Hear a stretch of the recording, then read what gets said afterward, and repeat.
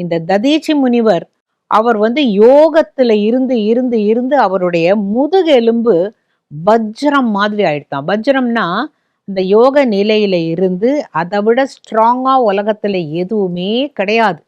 அந்த விருத்ராசுரன் போன்றவர்களை அழிப்பதற்கு எங்களுக்கு ஒரு நல்ல ஆயுதம் வேணும் அப்படின்னு தேவர்கள் கேட்ட பொழுது எல்லாரும் சொன்னாங்களாம், ததீச்சி முனிவருடைய முதுகுத்தண்டு இருக்கிறதே அதுதான் உலகத்திலேயே இருக்கிறதுக்குள்ள வலிமையானது.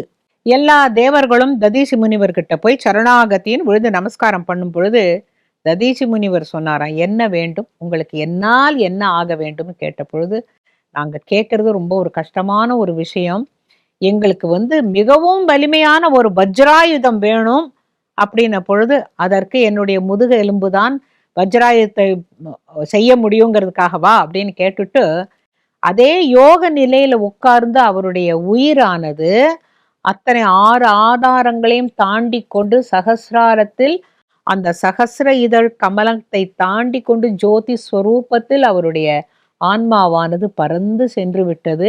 அந்த சரீரத்திலிருந்து எடுத்து செய்யப்பட்டதுதான் இந்திரனை நீங்க பாத்தீங்கன்னாக்கா, இப்ப அர்ஜுனனுக்கு எப்படி வில்லோ அந்த மாதிரி இந்திரன் கையில வஜ்ராயுதம் இருக்கும். அந்த வஜ்ராயுதம்ங்கிறது ததீச்சி முனிவருடைய முதுகெலும்பு என்று சொல்லப்படுகிறது.